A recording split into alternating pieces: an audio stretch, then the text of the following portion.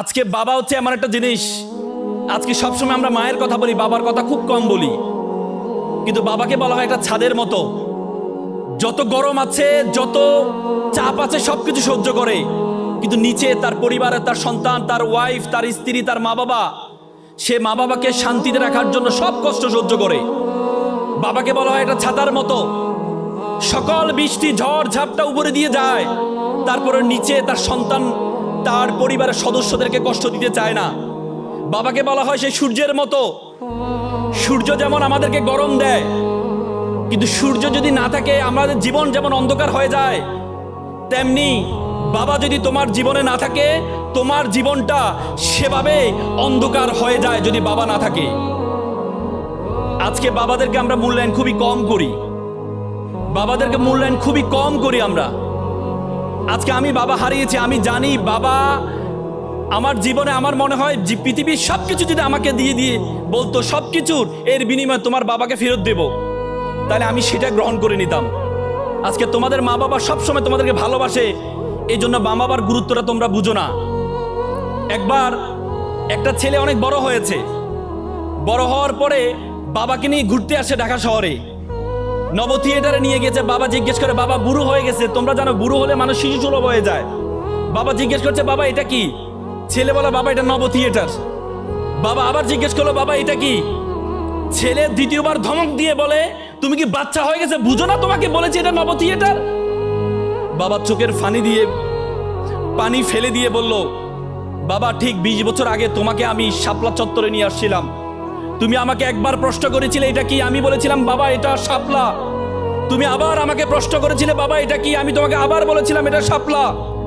তুমি আমাকে 10 বার জিজ্ঞেস করেছিলে, আমি 10 বার তোমাকে চুমু খেয়ে বলেছিলাম বাবা এটা শাপলা।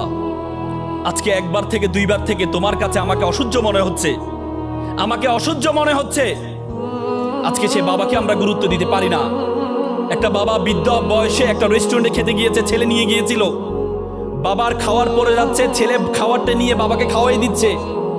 পাশে একটা বৃদ্ধা লোক তাকিয়েছিলেন, তাকিয়ে থাকার পরে বাবা খাওয়ার শেষে ছেলে মুখটা মুছে দিয়ে যখন বিলের সেকশনে গেলেন বিল দেওয়ার জন্য, সে সময় বৃদ্ধা লোকটি ছেলেকে বলল, বাবা তুমি কি কোনো কিছু রেখে যাচ্ছ? বলে যে, বাবা আমি না আঙ্কেল, আমি তো কিছু রেখে যাচ্ছি না। তখন বৃদ্ধা লোকটি বলে, বাবা তুমি রেখে যাচ্ছ, তুমি প্রত্যেকটা সন্তানের জন্য শিক্ষা রেখে যাচ্ছ, আর আমাদের মতো বয়স্ক মানুষের জন্য তুমি আশা রেখে যাচ্ছ। আজকে সে বাবাকে আমরা মূল্যায়ন করতে পারি না। আল্লাহ রাসূল বলেছেন যে বাবাকে সন্তুষ্ট করবে সে আল্লাহকে সন্তুষ্ট করবে। তো সুতরাং তোমরা, এবং কোরআনে স্পষ্টভাবে বলেছে, ইম্মা ইয়াবলুগান্না ইনদাকা বারাহুমা আও কিলাহুমা ওয়ালা তাকুল্লাহুমা উফি ওয়ালা তানহারহুমা ওয়া কুল্লাহুমা কাওলান করিমা।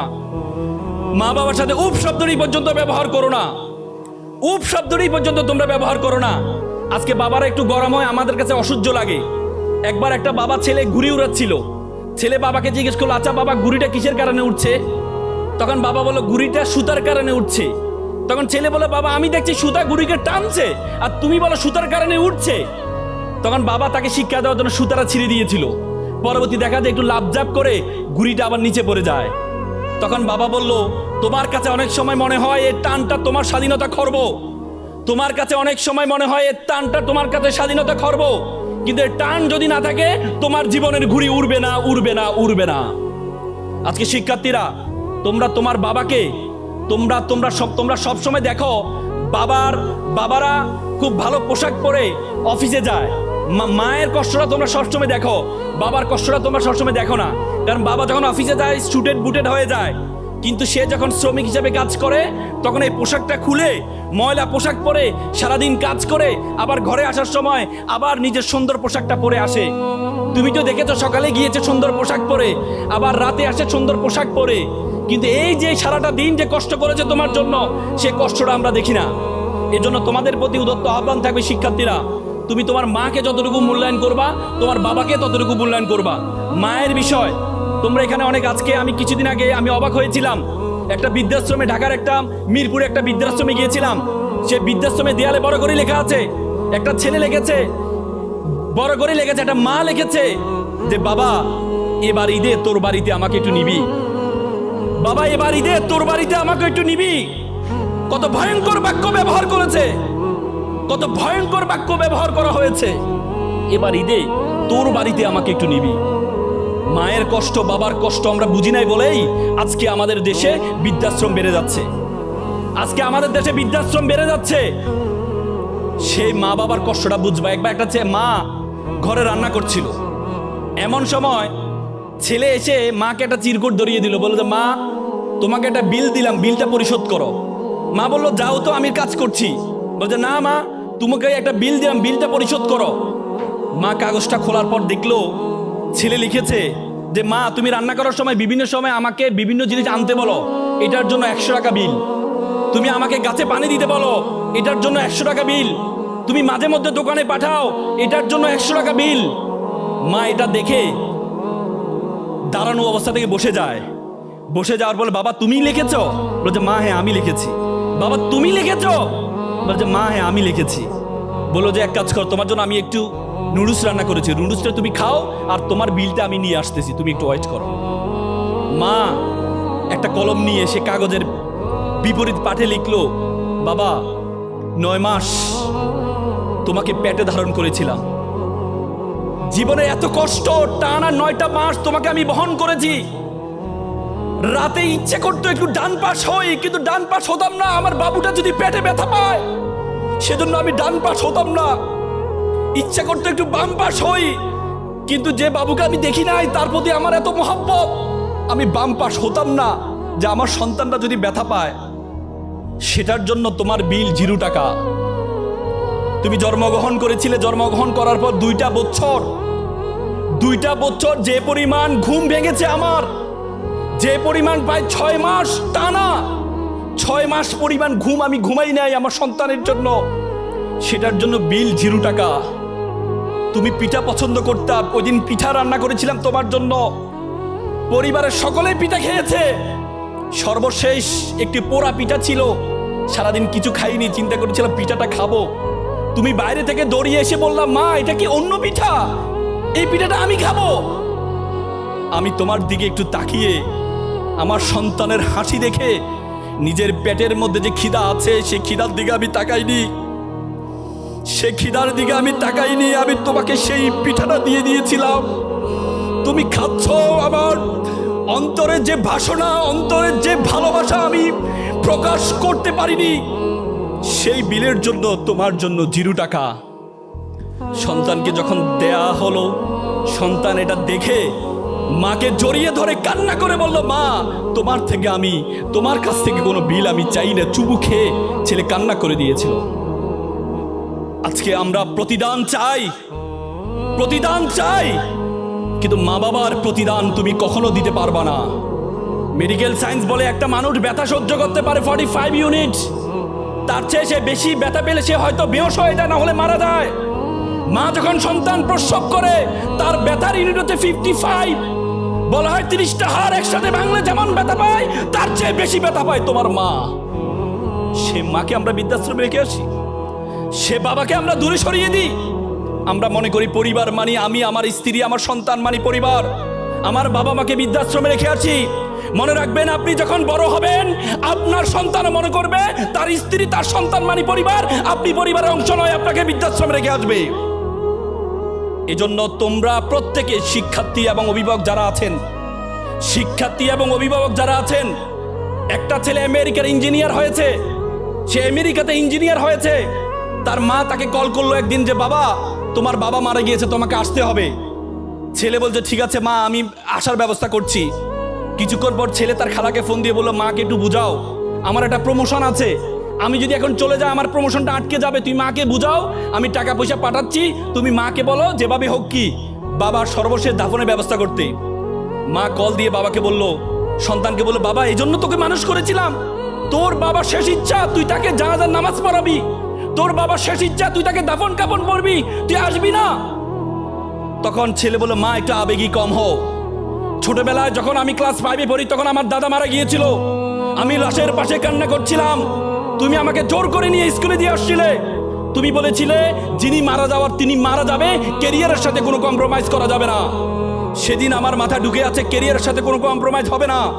তো সুতরাং আজকে আবেগে একটু কম হও। প্রিয় অভিভাবক এখানে আছেন, সন্তান মনে রাখবেন, সন্তানরা দেখে শিখে। বলা হয় লার্ন ইন বিহেভিয়ার, সন্তান আপনাকে দেখে শিখে। তো সুতরাং আপনি যেভাবে সন্তানকে শেখাবেন, সন্তান সেভাবে শিখবে। প্রিয় শিক্ষার্থী ভাই বোনেরা, তোমরা তোমাদের সন্তানকে, তোমাদের পিতামাতাকে মনে রাখবা ফাদার, মনে রাখবা ফ্যামিলি মানে কি মনে রাখবা, FAMILY, F for father, A for and, M for mother, I for I, L for love, Y for you. Father and mother, I love you. It's called a family. পারবা তো ইনশাল্লাহ? রাসূল করিম সাল্লাল্লাহু আলাইহি সাল্লাম যখন মেরাজের রাতে, রাসূল করিম সাল্লাল্লাহু আলাইহি সাল্লাম যখন মেরাজের রাতে জান্নাতে গিয়েছিলেন, তিনি দেখতে পেলেন একজন সাহাবা কোরআন পড়ছেন। আল্লাহ রাসূল জিবরাইল আলাইহিস সালামকে জিজ্ঞেস করলেন এটা কে? রাসূল বলে এটা হচ্ছে হারিস ইবনে নোমান। রাসূল বলে আমার সাহাবী হারিস ইবনে নোমান, সে তো মারা যায় নাই। তখন বলছে না, সে জান্নাতের কোরআন পড়ছে। আল্লাহ রাসূল যাওয়ার পর হারিস ইবনে নোমানকে ডাকলো, বলছে হারিস ইবনে নোমান, তুমি এমন কি ইবাদত করো, তোমাকে আমি দেখলাম তুমি জান্নাতে নামাজ পড়ছো। তখন হারিস ইবনে নোমান বলছে, ইয়া রাসূলুল্লাহ, আমি তো এমন কোনো স্পেশাল কোনো ইবাদত করি না, আমি নিয়মিত ইবাদত করি। আমার মা অসুস্থ, আমি আমার মাকে, মা খাওয়াইতে পারেন, আমি তাকে গোসল করার ব্যবস্থা করে দিই, খাওয়ার ব্যবস্থা করে দিই, খাইয়ে দিই। আমার সারা দিনটা শুধু আমার মায়ের খেদমতে যায়। তখন আল্লাহ রাসূল বলছে কাযালিকুমুল বিররি, কাযালিকুমুল বিররি, তিনবার বলছেন কাযালিকুমুল বিররি। এটা হচ্ছে বিররিল ওয়ালিদাইন, এটাই বিররিল ওয়ালিদাইন। সুতরাং তোমাদের মা বাবাকে তোমরা যদি সামনে পাও, খেদমতটা করবা, তাহলে তোমার জান্নাত কেউ ঠেকাইতে পারবে না। পারবা তো ইনশাল্লাহ? পারবা তো ইনশাল্লাহ? আমি আসলে ওইদিকে যাওয়ার কোনো প্ল্যান ছিল না, একটু আবেগী হয়ে গিয়েছিলাম। বাবার কথা বলার পর একটু আবেগী হয়ে গেছিলাম। শিক্ষার্থী ভাই বোনেরা, আজকে তোমাদেরকে আমি কংগ্রেচুলেট জানাচ্ছি, তোমাদেরকে আমি অভিবাদন জানাচ্ছি।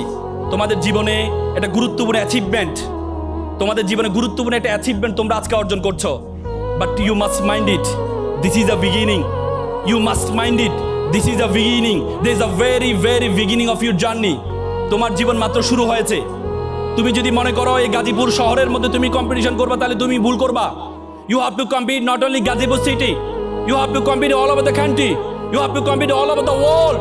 তোমাকে মনে করতে হবে ইউ আর গ্লোবাল সিটিজেন। পৃথিবীটা একটা বিশ্বগ্রামে পরিণত হয়েছে, পৃথিবীটা একটা বিশ্বগ্রামে পরিণত হয়েছে। You have to think beyond Bangladeshi border.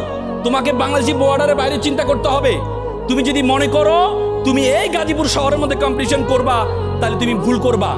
একটা সাইক্লিং সংস্থা একটা গবেষণায় বলেছেন, মানুষ চিন্তা করে হচ্ছে তার তার চারপাশে যে 15 কিলোমিটারে যা হচ্ছে, মানুষ ততটুকু চিন্তা করে, ততটুকু চিন্তা করে। পৃথিবীটা ততটুকু নয়, তোমাকে বড় চিন্তা করতে হবে। চিন্তার আগে প্রথমে তুমি তোমার সম্বন্ধে জানতে হবে। সক্রেটিস বলেছে নো দাই সেলফ। আল্লাহ কোরআন বলেছে ওয়াফি আনফুসিকুম, তুমি তোমাকে জানো। তুমি কে, who are you, where you want to go. তুমি কে, তোমাকে কতটুকু যেতে হবে সেটা তোমার সম্বন্ধে জানতে হবে। উপমহাদেশ সেরা কবি কবি ফরিদউদ্দিন বলেছে উনসু মাতলু বেজা হাত দরগা হা হার তুরি গো বাজে গো খুদ্দেশা। তো পৃথিবী যাকে খুঁজে বেড়াচ্ছে, তুমি সেই ব্যক্তি, তুমি তোমাকে খুঁজে বের করো, তুমি তোমাকে খুঁজে বের করো, তুমি কে। আজকে আমরা মনে করি তোমাদের গাজীপুরে সবচেয়ে বড় অ্যালার্মিং, গাজীপুরে গত 3 বছরে প্রায় 1984 জন শিক্ষার্থী আত্মহত্যা করেছে। This a very alarming for you Gazipur city. 1984 জন আত্মহত্যা করেছে, হতাশার জন্য শিক্ষার্থী আত্মহত্যা করেছে। তোমাদেরকে বলি, তোমরা যারা আত্মহত্যার অ্যাটেম্প নাও, তুমি তোমার সম্বন্ধে ধারণা নেই, তুমি তোমার সম্বন্ধে ধারণা নেই। আল্লাহ তাআলা তোমাকে কেন সৃষ্টি করেছেন, তোমার ধারণা নেই বলে তুমি আত্মহত্যা করো। দেখো, একটা মানুষ সর্বোচ্চ 21 দিন না খেয়ে থাকতে পারে, একটা মানুষ 3 দিন পানি না খেয়ে থাকতে পারে, একটা মানুষ 3 মিনিট সর্বোচ্চ শ্বাস প্রশ্বাস না নিয়ে থাকতে পারে। আমরা প্রতি মিনিটে 600 থেকে 700 বার শ্বাস প্রশ্বাস গ্রহণ করি, এবং প্রতিদিন প্রায় 10 থেকে 12,000, প্রায় 30 থেকে 35,000 বার আমরা শ্বাস প্রশ্বাস গ্রহণ করি। এবং আমরা যে অক্সিজেন গ্রহণ করি সেটা প্রায় 10 থেকে 12,000 প্রতিদিন। সে অক্সিজেন থেকে মাত্র 500 লিটার পিওর যে অক্সিজেন আছে, সে অক্সিজেনটা আমাদের ফুসফুস গ্রহণ করে নেয়। বিজ্ঞান বলে এই পিওর যে অক্সিজেনটা তুমি গ্রহণ করে নাও, এটাকে যদি সিলিন্ডারাইজ করা হয়, তাহলে এটার মূল্য হবে 18 লক্ষ টাকা। তার মানে আল্লাহ তাআলা প্রতিদিন তোমার পিছনে 18 লক্ষ টাকা খরচ করছেন, প্রতিদিন 18 লক্ষ টাকা খরচ করছেন। এরপর তুমি বলো তোমাকে আল্লাহ তাআলা অনর্থক সৃষ্টি করেছে, কোনো কারণ ছাড়া সৃষ্টি করেছে? নো। আল্লাহ তোমাকে কারণ ছাড়া সৃষ্টি করে নাই। আল্লাহ তাআলা তোমাকে বলেছেন কুনতুম খায়রা উম্মাহ, you are the noblest nation, you are the best nation. আল্লাহ বলে যে পৃথিবীতে যা কিছু আছে আমি সবকিছু তোমার জন্য সৃষ্টি করেছি। হুয়াল্লাযী খলাকালাকুম মা ফিল আরদি জামিআ, এই আসমান এবং জমিনে যা কিছু আছে সবকিছু আমি তোমার জন্য সৃষ্টি করেছি। আমি তোমার জন্য সৃষ্টি করি। তোমার কি ধারণা আছে? তোমরা জানো এই পৃথিবীর আয়তন কত?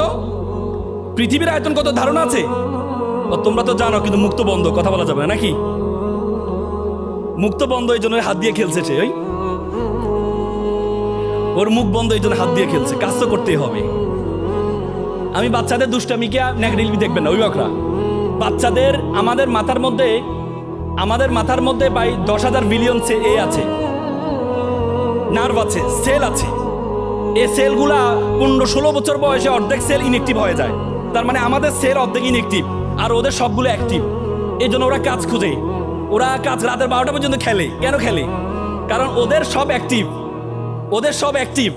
এই জন্য ওদের দুষ্টামিকে আমরা নেগেটিভলি দেখি না, কিন্তু কথা বলা যাবে না, এর সুযোগে কথা বলা যাবে না। আল্লাহ, এই পৃথিবীর আয়তন কত জানো তোমরা? এই পৃথিবীর আয়তন হচ্ছে 52 কোটি বর্গ কিলোমিটার। এই 52 কোটি বর্গ কিলোমিটারতে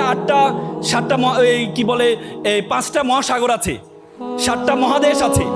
এই 52 কোটি বর্গ কিলোমিটার পৃথিবীটাকে যদি আমরা যে সূর্য দেখতে পাই না, এই সূর্যের মধ্যে যদি ঢুকিয়ে দেওয়া হয় তাহলে 13 লক্ষ পৃথিবী ঢুকিয়ে দেওয়া সম্ভব। কত লক্ষ? 13 লক্ষ। আর সূর্য একটা নক্ষত্র, সূর্য একটা নক্ষত্র। এই বিশ্বজগতে একটা নক্ষত্র আছে বেটেল জুয়েস।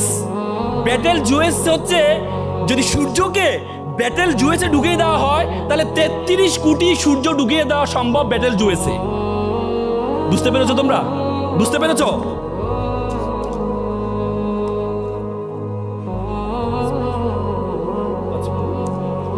বেটেল জুয়েসে ঢুকে দেওয়া সম্ভব। তার মানে এই যে বিশ্বজগৎ, এই বিশ্বজগতে, এই বিশাল বিশ্বজগতে আল্লাহ তাআলা বলেছেন কুনতুম খায়রা উম্মাহ, you are the noblest nation, you are the best nation. তোমাকে আমি পৃথিবীতে সৃষ্টি করেছি কেন? আল্লাহ বলেছে এই বিশ্বজগতে যা কিছু আছে সবকিছু আমি তোমার জন্য সৃষ্টি করেছি। আর তোমাকে কেন সৃষ্টি করেছি? ওমা খালাকতুল জিন্না ওয়াল ইনসা ইল্লা লিয়াবুদুন। Each and everything created for you and you are created only for worship of Almighty. আর তোমাকে আমি সৃষ্টি করেছি শুধুমাত্র কি করার জন্য? আমার ইবাদত করার জন্য। What is the meaning of ibadat? What is the meaning of ibadat? ইবাদতের মিনিং কি? জ্ঞান অর্জন করা হচ্ছে সবচেয়ে বড় ইবাদত। আল্লাহ তাআলা নামাজের কথা কোরআনে 82 বার বলেছে, 82 বার জ্ঞান অর্জন করার কথা বলেছেন। তার মানে জ্ঞান অর্জন করা, আল্লাহ তাআলা কোরআনে হাল ইয়াস্তাবিল্লাযীনা ইয়ালামু ওয়াল্লাযীনা লা ইয়ালামু, যারা জানে, who knows and who doesn't know, all are not same. যারা জানে এবং যারা জানে না তারা এক নয়, তারা এক নয়। এই জন্য তোমরা জ্ঞান অর্জন করবা, এটা হচ্ছে তোমাদের সবচেয়ে বড় ইবাদত। জ্ঞান অর্জন করো, পারবা তো ইনশাল্লাহ? তারপরে আমি কয়েকটা পরামর্শ দিয়ে কথা শেষ করব। মেরি ম্যাক্সওয়েল বিল গেটসের মা ছিলেন। বিল গেটস একটা বই লিখেছেন রোড অ্যাহেড। রোড অ্যাহেডে বিল গেটস বলেছে তার মা তার ছোটবেলা 4টা পরামর্শ দিয়েছিলেন। কয়টা পরামর্শ? 4টা পরামর্শ। বলেছে বাবা, you have to be exceptional, you have to be dream bigger, industrial, তোমাকে পরিশ্রমী হইতে হবে, রিড বুক। এই 4টা পরামর্শ দিয়েছিলেন। প্রথমে you have to be exceptional. তোমরা শিক্ষার্থী এখানে যারা আছো, তোমরা শুধু পড়াশোনার মধ্যে সীমাবদ্ধ রাখলে হবে না। এই যুগ এখন আর পড়াশোনার মধ্যে সীমাবদ্ধ নেই। আগে বলে তো নলেজ ইজ পাওয়ার, এখন বলে knowledge is powerless without skill. দক্ষতাবিহীন নলেজের কোনো ভ্যালু নেই। আগে বলতো it's time for GK, general knowledge, এখন বলে it's not time for GK, it's time for SK, special knowledge. এখন যে স্পেশাল নলেজের যুগ, তোমাকে এমন একটা নলেজ অর্জন করতে হবে যে নলেজটা তোমার 10 জন বন্ধু থেকে তোমাকে পার্থক্য করবে। এমন একটা নলেজ তোমাকে গ্যাদার করতে হবে, এমন একটা নলেজ তোমাকে গ্যাদার করতে হবে। যদি সে নলেজটা দেখো যে সব জানে তার কোনো খাওয়ার নেই, যে একটা জিনিস ভালো করে জানে তার খাওয়া সবচেয়ে বেশি। একটা প্রাইমারি স্কুল শিক্ষক সব সাবজেক্ট পড়ায়, বেতন পায় 10 থেকে 15,000 টাকা। আর একটা কলেজ শিক্ষক একটা সাবজেক্ট পড়ায়, মাত্র 3টে ক্লাস নেয়, বেতন পায় 50,000 টাকা। কেন? কারণ একটা জিনিস সে ভালো করে জানে। তোমরা এখানে যারা আছো, একটা জিনিস ভালো করে জানবা, একটা জিনিস ভালো করে জানবা। তোমার ল্যাঙ্গুয়েজ স্কিল লাগবে, 3টা ভাষা জানবা। একটা হচ্ছে নিজের মায়ের ভাষা, মাতৃভাষা চমৎকার করে জানবা। ইংরেজি আন্তর্জাতিক ভাষা, রিলিজিয়াস ল্যাঙ্গুয়েজ, ধর্মীয় ভাষা, এটা তোমরা জানবা। পারবা তো? তারপর হচ্ছে তোমার ড্রিম বিগার, তোমার স্বপ্ন হবে বড়। আমরা স্বপ্ন দেখি আমাদের আশেপাশে যা আছে এর মাধ্যমে আমরা স্বপ্ন দেখি না। মনে রাখবা, আমরা প্রত্যেকটা মানুষের উইকনেস আছে, প্রত্যেকটা মানুষের স্ট্রেংথ আছে। আল্লাহ তাআলা আল্লাহ তাআলা কাউকে শুধু উইকনেস দিয়ে সৃষ্টি করেন নাই। আল্লাহ তাআলা কোরআন বলেছেন লাকাদ খালাকনাল ইনসানা ফিল কাবাদ, আমি মানুষকে দুঃখ কষ্টের মধ্যে সৃষ্টি করেছি। তোমার মধ্যে স্ট্রেংথ আছে, তোমার মধ্যে উইকনেস, অভিভাবক এখানে আছেন। আপনার সন্তানের স্ট্রেংথটা কি সেটা বের করতে হবে। আপনার সন্তানের স্ট্রেংথটা কি সেটা বের করতে হবে। আপনারা মিস্টার বিনের নাম শুনেছেন।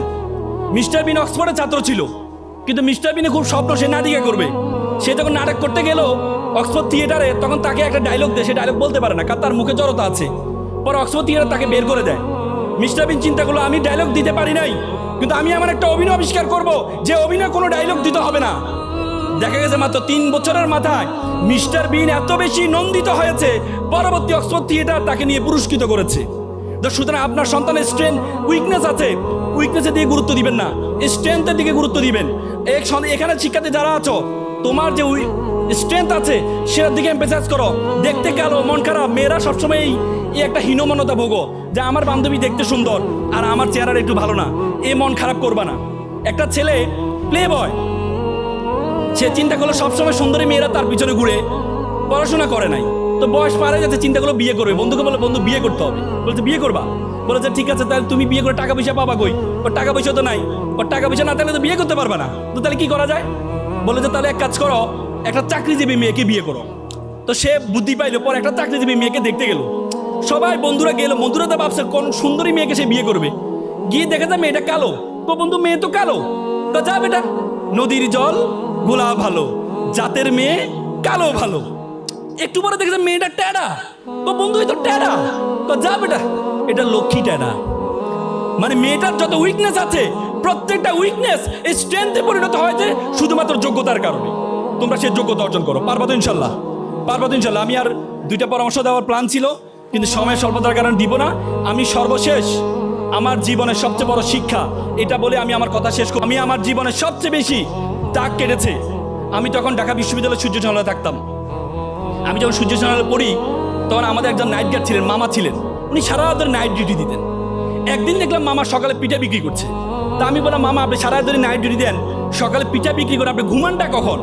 বলছে মামা আমার জন্য দোয়া করবো, আমার ছেলেটা এবার এসএসসিতে প্লাস পেয়েছে, আমার ছেলেকে আমি এসএসসিতে প্লাস পেয়ে, যদি এসএসসিতে প্লাস পায় আমার ছেলেকে আমি ঢাকা মেডিকেলে ভর্তি করবো। আমার খুব স্বপ্ন আমার ছেলে ঢাকা মেডিকেলে পড়বে।